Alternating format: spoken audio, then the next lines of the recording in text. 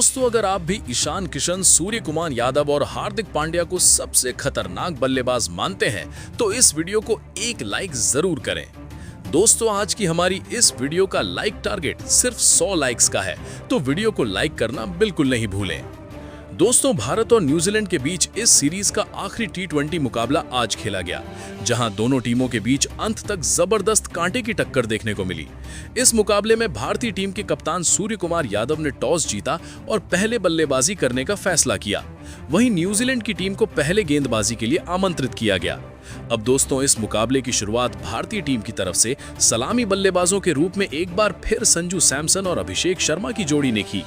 दोस्तों, आज भारतीय टीम जिस इरादे के साथ मैदान पर उतरी थी, उसे देखकर लग रहा था कि मानो टीम इंडिया 300 रन का आंकड़ा छूने आई हो। दोस्तों, तीसरी ही गेंद पर अभिषेक शर्मा ने चौके के साथ अपनी पारी की शुरुआत की। इसी ओवर में अभिषेक शर्मा के बल्ले से आखिरी 2 गेंदों पर बैक टू बैक 2 करारे चौके देखने को मिले और पहले ही ओवर में टीम इंडिया ने 14 रन बटोर लिए। दूसरे ओवर में संजू सैमसन ने भी चौके के साथ अपना खाता खोला।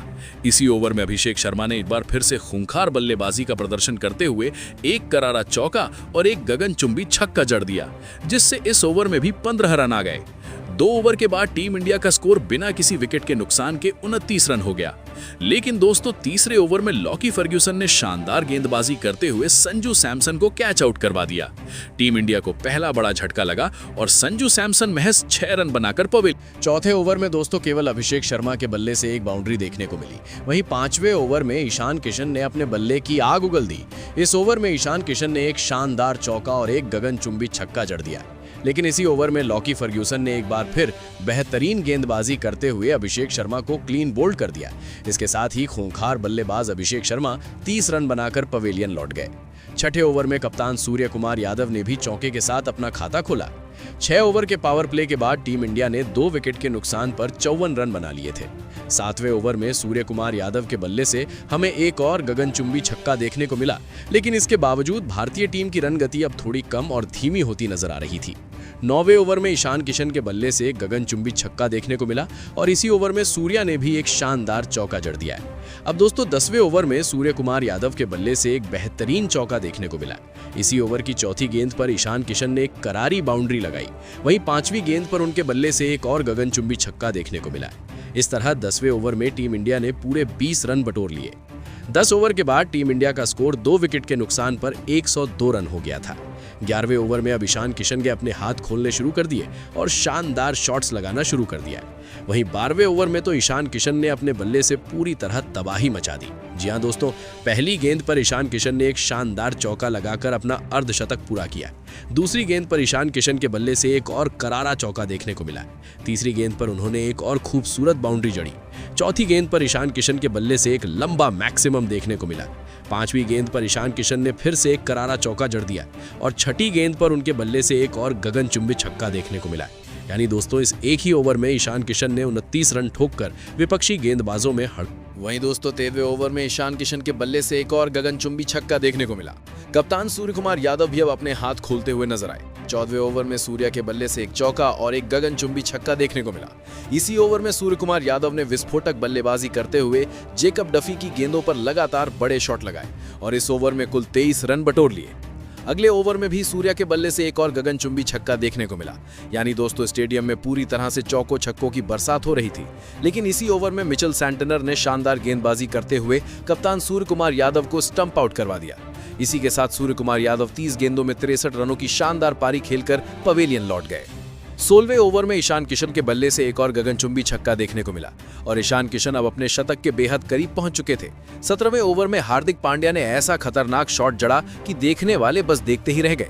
इसी ओवर में हार्दिक के बल्ले से एक बाउंड्री देखने को मिली। वहीं इसी ओवर में ईशान किशन ने अपने बल्ले से आग उगलते हुए बैक टू बैक 2 गगनचुंबी छक्के जड़ दिए। जी हां दोस्तों, इस ओवर में कुल 25 रन बटोर लिए गए और इसी के साथ ईशान किशन ने मात्र 42 गेंदों में अपना शानदार शतक पूरा कर लिया। वाह दोस्तों, क्या लाजवाब पारी थी। ईशान किशन ने काबिले तारीफ बल्लेबाजी करते हुए सभी का दिल जीत लिया।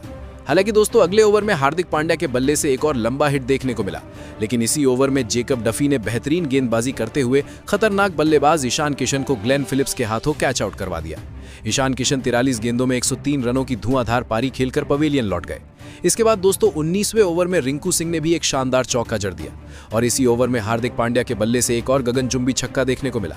हार्दिक पांड्या भी अपने बल्ले से जमकर आग उगल रहे थे और उनके शॉट्स काफी लंबे लंबे देखने को मिल रहे थे, लेकिन जेमिसन ने शानदार गेंदबाजी करते हुए हार्दिक पांड्या को कैच आउट करवाकर पवेलियन भेज दिया। हार्दिक पांड्या ने अपनी इस पारी में 17 गेंदों पर 42 रनों की तूफानी इनिंग। ओवर की आखिरी गेंद पर शिवम दुबे के बल्ले से एक गगनचुंबी छक्का देखने को मिला और इस तरह दोस्तों 20 ओवर के बाद टीम इंडिया ने 5 विकेट के नुकसान पर 271 रन बना लिए, यानी कि भारतीय टीम ने न्यूजीलैंड के सामने 272 रनों का विशाल लक्ष्य खड़ा कर दिया। अब दोस्तों इस बड़े लक्ष्य का पीछा करने के लिए न्यूजीलैंड की तरफ से सलामी बल्लेबाजों के तौर पर फिन एलन और टिम सेफर्ड की जोड़ी ओपनिंग करने मैदान पर उतरी। न्यूजीलैंड की टीम को पहली ही गेंद से आक्रमण करना था। जी हां दोस्तों, पहली ही गेंद पर टिम सेफर्ड ने शानदार चौका लगाकर अपना खाता खोला। इसी ओवर में फिन एलन ने भी तबाही मचा दी और बैक टू बैक 2 करारे चौके जड़ दिए, लेकिन पहले ही ओवर में टीम इंडिया को सफलता दिलाने का काम अर्शदीप सिंह ने किया। शानदार गेंदबाजी करते हुए अर्शदीप सिंह ने टिम सेफर्ड को कैच आउट करवा दिया। टिम सेफर्ड महज 5 रन बनाकर पवेलियन लौट गए। दूसरे ओवर में फिन एलन के बल्ले से एक गगनचुंबी छक्का देखने को मिला। तीसरे ओवर में फिन एलन ने अपने बल्ले से पूरी तरह तबाही मचा दी और अर्शदीप सिंह की जमकर धुनाई कर दी। जी हां दोस्तों, तीसरे ओवर की दूसरी गेंद पर फिन एलन ने एक चौका जड़ा, तीसरी गेंद पर एक और करारी बाउंड्री लगाई, चौथी गेंद पर फिन एलन के बल्ले से एक देखने लायक शानदार शॉट देखने को मिला। 5वीं गेंद पर उन्होंने एक और चौका जड़ दिया और छठी गेंद पर फिन एलन ने एक और खूबसूरत बाउंड्री लगाई। इस तरह दोस्तों तीसरे ओवर में ही न्यूजीलैंड की टीम ने 23 रन बटोर लिए। न्यूजीलैंड की शुरुआत काफी धमाकेदार हो चुकी थी। चौथे ओवर में रचिन रविंद्र के बल्ले से 2 शानदार बाउंड्रियां देखने को मिली। 5वें ओवर में फिन एलन के बल्ले से एक और गगनचुंबी छक्का देखने को मिला। वहीं छठे ओवर में फिन एलन ने एक और चौका जड़ते हुए अपना अर्धशतक पूरा कर लिया। वाह दोस्तों, क्या गजब की बल्लेबाजी थी फिन एलन की। इसी ओवर में एलन के बल्ले से एक और गगनचुंबी छक्का देखने को मिला। 6 ओवर पूरे होने तक न्यूजीलैंड की टीम 1 विकेट के नुकसान पर 79 रन। 7वें ओवर की पहली ही गेंद पर फिन एलन ने एक और गगनचुंबी छक्का जड़ दिया। वहीं 8वें ओवर में फिन एलन और रचिन रविंद्र दोनों ही खिलाड़ियों के बल्ले से लंबे लंबे शॉट देखने को मिले और इस ओवर में 2 शानदार मैक्सिमम भी आए। इस ओवर में न्यूजीलैंड की टीम ने 17 रन बटोर लिए। 9वें ओवर में दोस्तों पहले तो फिन एलन को एक शानदार चौका मिला, इसके बाद इसी ओवर में फिन एलन ने एक और करारी बाउंड्री जड़ दी। फिन एलन काफी घातक नजर आ रहे थे, लेकिन इसी ओवर में अक्षर पटेल ने शानदार गेंदबाजी करते हुए मैच का रुख पलट दिया। अक्षर पटेल ने फिन एलन को रिंकू सिंह के हाथों कैच आउट करवा दिया। इसके साथ ही फिन एलन 38 गेंदों में 80 रनों की धुआंधार पारी खेलकर पवेलियन लौट गए। 10वें ओवर में रचिन रविंद्र के बल्ले से एक मैक्सिमम देखने को मिला और इसी ओवर में ग्लेन फिलिप्स ने भी एक शानदार चौका जड़ दिया। इसके बाद दोस्तों 11वें ओवर में अक्षर पटेल ने एक बार फिर कमाल की गेंदबाजी करते हुए फिलिप्स को रिंकू सिंह के हाथों कैच आउट करवा दिया और इसी के साथ फिलिप्स महज 7 रन बनाकर चलते बने। नए बल्लेबाज डेरिल मिचेल ने आते ही शानदार चौके के साथ अपना खाता खोला। अगले ओवर में दोस्तों अर्शदीप सिंह ने बेहतरीन गेंदबाजी का प्रदर्शन करते हुए सेट बल्लेबाज रचिन रविंद्र को अक्षर पटेल के हाथों कैच आउट करवा दिया। रचिन रविंद्र 30 रनों की शानदार पारी खेलकर पवेलियन लौट गए। इसी ओवर में अर्शदीप सिंह ने एक और कमाल की गेंद गाली और न्यूजीलैंड के कप्तान मिचेल सेंटनर को भी सूर्य कुमार यादव के हाथों कैच आउट करवा दिया। सेंटनर बिना खाता खोले ही पवेलियन लौट गए। 12 ओवर के बाद न्यूजीलैंड की टीम 5 विकेट के नुकसान पर 138 रन बना चुकी थी। आखिरी 48 गेंदों में न्यूजीलैंड को जीत के लिए 134 रनों की जरूरत थी। वहीं दोस्तों 13वें ओवर में जेकब डफी के बल्ले से एक चौका देखने को मिला। 14वें ओवर में डेरिल मिचेल ने विस्फोटक बल्लेबाजी करते हुए पहली गेंद पर एक चौका जड़ा, दूसरी गेंद पर उनके बल्ले से एक मैक्सिमम देखने को मिला और तीसरी गेंद पर मिचेल ने एक और गगनचुंबी छक्का जड़ दिया। इसी ओवर में जेकब के बल्ले से भी एक चौका देखने को मिला और इस तरह इस ओवर में कुल 22। वहीं दोस्तों 15वें ओवर की पहली ही गेंद पर वरुण चक्रवर्ती ने शानदार गेंदबाजी करते हुए जेकब को क्लीन बोल्ड कर दिया। जेकब सिर्फ 7 रन बनाकर पवेलियन लौट गए। 16वें ओवर की पहली 2 गेंदों पर जेमिसन ने बैक टू बैक 2 करारे चौके जड़ दिए, लेकिन तीसरी गेंद पर अर्शदीप सिंह ने बेहतरीन गेंदबाजी करते हुए जेमिसन को क्लीन बोल्ड कर दिया। जेमिसन 9 रन बनाकर चलते बने। इसी ओवर में अर्शदीप सिंह ने खतरनाक बल्लेबाज डेरिल मिचेल को भी क्लीन बोल्ड कर दिया। मिचेल भी 26 रन बनाकर पवेलियन लौट गए। अब दोस्तों न्यूजीलैंड की पारी पूरी तरह से ढहती हुई नजर आ रही थी। 17वें ओवर में इश सोढ़ी के बल्ले से एक मैक्सिमम देखने को मिला, लेकिन इसी ओवर में अक्षर पटेल ने लॉकी फर्ग्यूसन को क्लीन बोल्ड कर दिया।